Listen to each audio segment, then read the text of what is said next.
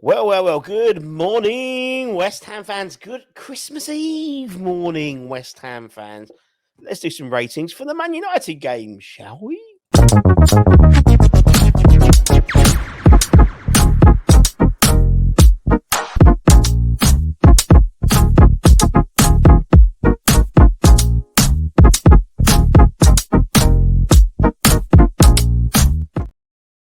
Well, a very festive.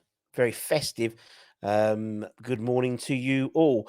Russ and the West Ham Network. Hope you are all safe. And whenever you end here, give it a like, give it a comment, give it a share, give it a bloody good subscribe. Don't forget, we've got the last day of our Advent calendar competition is today, the 24th. You've got Michael Hughes, a feature-length interview with Michael Hughes, which we've done a couple of about 18 months or so ago. But a lovely interview. So that's what I thought. Nothing else to do, is there? Christmas Eve, apart from if you're a bloke, you do Christmas shopping, of course. Happy Christmas shopping day to everybody, to all those gentlemen out there. So, obviously, myself and Anton, obviously today, it's a lot of running about. So I thought I'd pre-record the ratings and just start a conversation via the comments section. So don't forget to also comment on the Michael Hughes video for being a chance for winning some West Ham merch. And then we'll put up all the winners for the last 2 or 3 days. We'll probably put that up maybe Boxing Day. We've also got a little special video coming out on Christmas Day. Don't forget it. Christmas Day morning. So myself and Anton are putting some work together on that. So hopefully you'll enjoy that. But anyway, let's talk about the Man United game. I'm in my West Ham hoodie. I'm in my onesie, my West Ham onesie. Because look, I look like a monk. I'm going to take this off. That's better. It's a bit hot. We won. We beat I think a very, very poor Man United side. I'll be honest. I think when you saw what they had, when you looked at particularly their back line, as I said to Anton on the review show immediately after, I really thought if we'd gone at them early doors and done an Arsenal, as I call it, I think we would have actually probably killed off the game by half time. They just seemed bereft of confidence and any talent, in all honesty. I mean, you had the young lads, you had Johnny Evans and Nana, who's, you always got a mistake in him. And we finish it sort of the Christmas period. Obviously, there's still a few more games to go, but, we're sixth now. More importantly, 10 points from safety. So just over 3 wins for safety. I'll take that. If we could get 40 points by early January, by sort of mid-January, that's I mean, I can't remember the last time we did it. I'll have to go and check. I'll go for the stats and check. I'm sure someone will do. But it seemed, second half we seemed to be a lot stronger. We had a go at them. We really sort of I don't think Man United particularly controlled maybe a little bit here, a little bit there, but it wasn't sort of. Even when Rashford came on, he didn't offer anything. I didn't realise Bruno Fernandes was playing until he got booked, in honesty. I thought they were very, very poor, and I can see why there's a lot of disgruntled Man United fans out there. Yes, we've spent a lot of money, but yes, they spent a lot of money as well. And, the likes of Højlund, I think Zuma bossed him out of the game, but, he hasn't really hit the ground running from his days in Serie A. So anyway, let's go through my thoughts. My thoughts.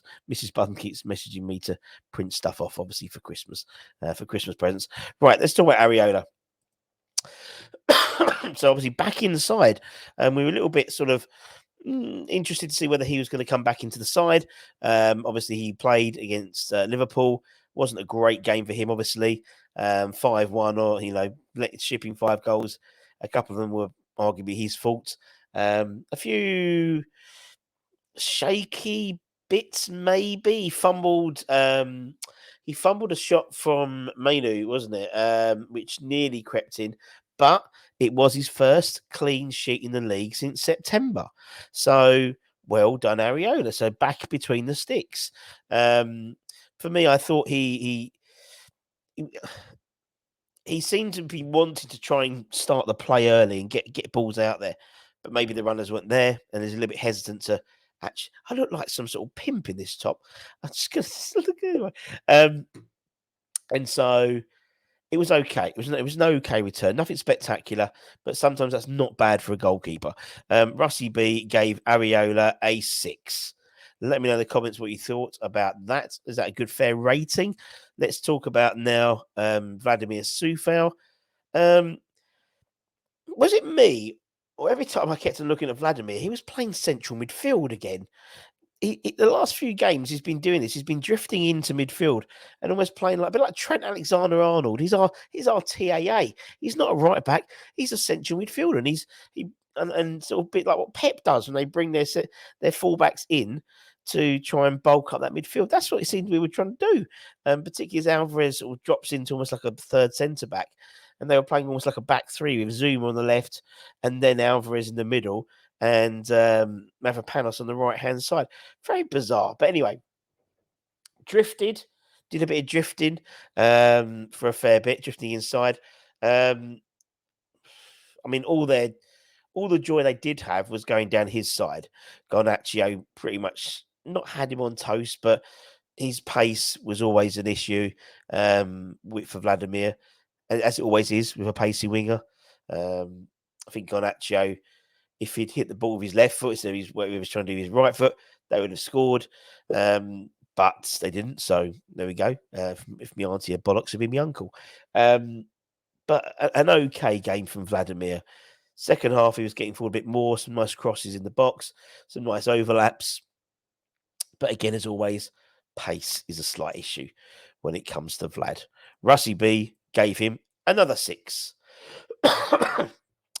Let's talk about the captain, shall we? Let's talk about Kurt Zuma back in the side, playing an unusual position in the fact that he was playing on the left-hand side of Aged, still sick. As I said to our little group chat when I saw the team come off the coach, I did not see Naya Aged. So that's to me assumed it was going to be a Zuma Mavropanos back too.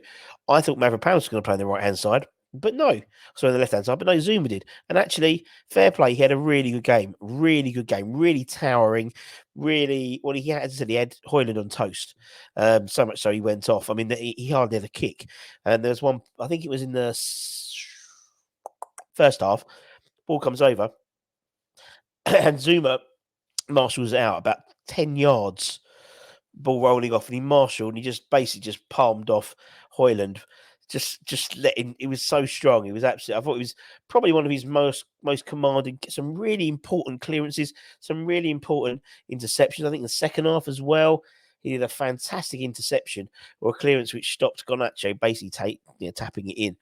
I thought it was probably one of his best games for us in a West Ham shirt. I thought he played really bloody well, did Kurt. So I gave him an 8. I thought he played really well and wasn't hobbling, seemed quite fit. Again, what you don't get with Kurt is you don't get what you get with Kurt instead of other, Aged or Mavropanos is you don't get those sort of 30, 40-yard crossfield balls. It's very sort of simple, but that's not always a bad thing sometimes. Right, who's next? Let's talk Mavropanos, Dinos, Konstantinios Mavropanos. An okay game from Dino, looking back at it. He was steady enough. A couple of times, I still think he's a little bit, he's such a big lad and he's so imposing. It's particularly that first half wasn't a great first half at all. For me, he was quite, not in, he always looked like he had an error in him. That made sense. And second half, particularly the last 20 minutes, he was really commanding. So I thought first half wasn't great. Second half was a lot better. So I actually gave him score in the middle. Gave him a 6, maybe a 7, but a 6. I gave him a 6. I thought that was a fair score. We'll say 7. Let's say 7. Yeah, I'm being generous. Let's talk about Emerson. I mean, what he does. I mean, when he's playing, we just tick on that left-hand side, don't we? And as you said, the way Paqueta drifts inside, it gives Emerson so much space for those crossfield balls, which we didn't really utilise as much as we normally do. Paqueta's sort of telepathic reading with Emerson is something to behold. The amount of times there was a couple of times there was one we did like a no look back heel pass to Emerson and he didn't miss a beat in terms of a step. It's absolutely phenomenal. Had a decent strike, which was really well saved by Nana quite early on. Again, he kept Anthony largely under wraps throughout the whole game. I mean, Anton's hasn't been playing particularly well, but still, he, again, another player I didn't realize was playing much until he either got booked or he kicked someone. So, again, a really strong game. I mean, for me, Emerson's from the beginning of the year, he's my hammer of the year so far. He won't end up being hammer of the year because I think Kudus or Bowen or Paqueta, but he's bloody close. He's bloody close. He's one of those ones like when Sebastian Schemmel won it one year. I gave him a 7.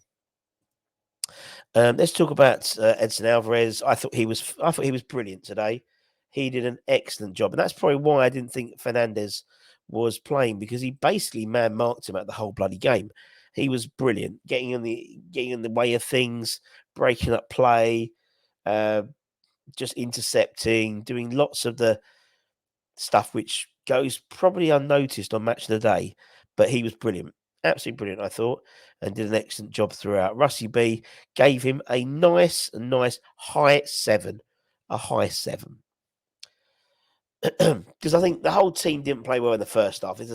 Mainly, this is the second half performance. The first half, it was almost like two heavyweight boxers. It was the first few rounds, just jabbing each other, just seeing where, what's. And in the second half, it seemed to just spice up a lot more, particularly on our side. We were going for the kill a little bit more, it seemed. First half, it was very much sort of us feeling our way into the game, which was frustrating because I think if we'd gone out punching, we would have, not literally punching, but you know what I mean, we would have probably killed the game off by half time just because of the way Man United were playing. But a fantastic, really, really good showing from Edson. Let's talk about James Ward-Prowse. Some great deliveries and some not so great deliveries. Obviously, he did a great free kick, corner, which Bowen got a header, which Anana did a reasonably good save with. He was desperate to try and score, wasn't he? There was one in the second half where maybe he was a bit too honest and just stayed on his feet. If he'd gone down, he might have got a penalty for a challenge from the number 28. Can't remember the guy's name. But I thought he had a reasonable game from JWP. Russie B gave him a 7. Let's move on. Let's talk about Tommy Soucek. Now, Tommy Soucek, if you listen to myself and Anton after the game, I think Tommy touched the ball 29 times, and people will scoff at that, but he does so much to disrupt play. He really does. He really does. Obviously, he had his customary bleed, which he does every game, but by him being there, he lets he doesn't need to touch the ball 20, 50, 70 passes a game because we've got better players to do that instead of Mohamed Kudus, Bowen, Paqueta, Emerson, JWP. That's their job. His job is to be a fucking annoyance. And that's what he does. He gets in the way of things. He puts his head where he shouldn't put his head. And, if we're looking at about West Ham players, we just want a player to put his body on the line. There is no denying that this man puts his body on the line every game for us. Every game for us. And he gives that extra bit of height, particularly when Bowen's going into the up front role, in terms of the long ball option, if it's there, if it's needed. He's not going to beat 4 men and dink it into the top corner, but you need a balance. And I think Tommy's actually, if he's not playing, I think you'd realise there's something missing. Now, obviously, by Tommy Soucek playing, the detriment is obviously Paqueta plays on the left-hand side, but Paqueta doesn't play the left wing. He drifts into the middle, as you could saw by his assist today. His assist yesterday, rather. Gave it away when I'm recording this. I gave Tommy Soucek a 6. Let's talk about Lucas Paqueta. There's no one better than Lucas Paqueta, Brazilian Magnifico. Again, frustrating but mesmeric the next beat. 1 minute he'll smack a ball and it'll be, what the F are you doing there, son? And then next minute he'll hit it and it'll be a sublime ball. And an absolute moment of pure quality today, when he set up that Bowen's goal. The pass was inch perfect, beat perfect. Don't know what that is. I just made up that word, but it was. Um, it'd been. I mean, if Bowen had smacked it like properly rather than scuffed it and then got the rebound, it would have been an absolute phenomenal goal. And that's what he can bring to you. He can be a match winner. He can be so frustrating at the same time, but he can conjure something up.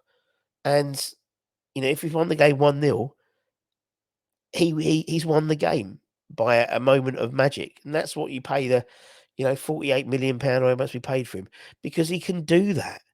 And as much as he frustrates a lot of people, I can tell he frustrates Moyes as well, because you see 1 minute his hands are up in the air after he's kicked the ball, next minute he's clapping. He's a fantastic player, and you have to watch him, because you don't know whether he's going to fuck it up or he's going to absolutely put a worldie of a ball in. And I love players like that. If it was always easy, then he wouldn't be a West Ham player. If it was always easy, he'll be a Real Madrid player. He'd be a Barcelona player. He'd be playing for the top sides in the Premier League or in the world, and would have done for many years. But he is a mercurial talent, and that's why I love him. And he gets an 8 from me. Let's talk about Kudus. Let's talk about Mo, Big Mo or Little Mo.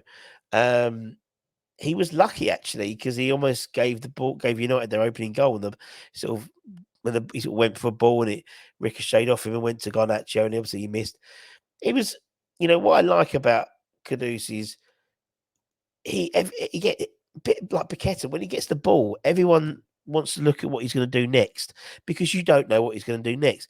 What he's going to do is he's going to control it, and he's going to keep the ball, and he's going to be really hard to push off, because he's so strong. He's just a human muscle, and the difference in quality we have with Mohamed Kudus there compared to a Mikel Antonio is chalk and cheese. That breakaway goal yesterday, Antonio 9 times out of 10 would have skied that shot into row Z, or he'd trip over his own feet, or get done by Johnny Evans. Kudus knew exactly what he's going to do when he's got the ball. He was going to run to the outside, cut onto his right hand. He's going to go onto his right foot, and as soon as he hit it, you knew it was going in. You knew it was going in. And another goal for him.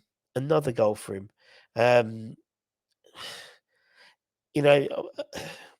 Obviously he got booked.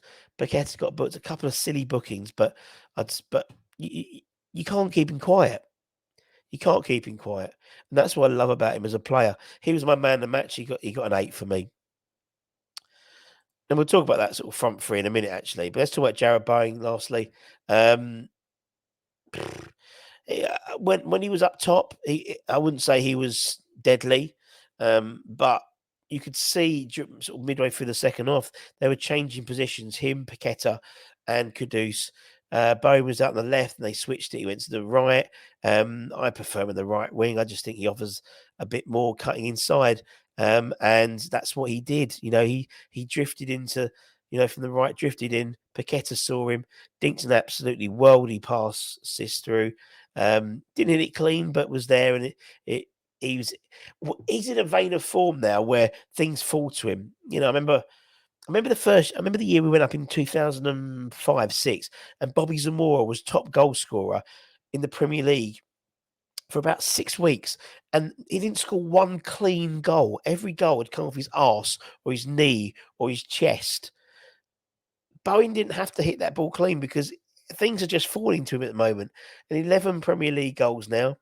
One of the quickest West Ham players ever to get 11 Premier League goals in a season, and he is on fire. And I mean, I gave Bowen. What did I give him? I gave him a 7. But what I love about that front three in terms of Kudus, Paqueta, and Bowen is they can be relentless. They can, they're so, particularly Kudus and Bowen, are so quick that defenders can't switch off. And Man United defence switched off twice yesterday, and both times we scored. We punished them. But anyway, let me know in the comments. Let me know what you think about those ratings and obviously your own ratings. As I said, keep it on the channel, particularly tomorrow, Christmas Eve, Christmas Day, Christmas morning. Little video for everyone to say Merry Christmas, but I think you'll enjoy it. That's all I'm saying. Until next time, take care. Stay safe, stay warm, stay humble, keep the faith, my friends. And come on, you bloody irons. Irons.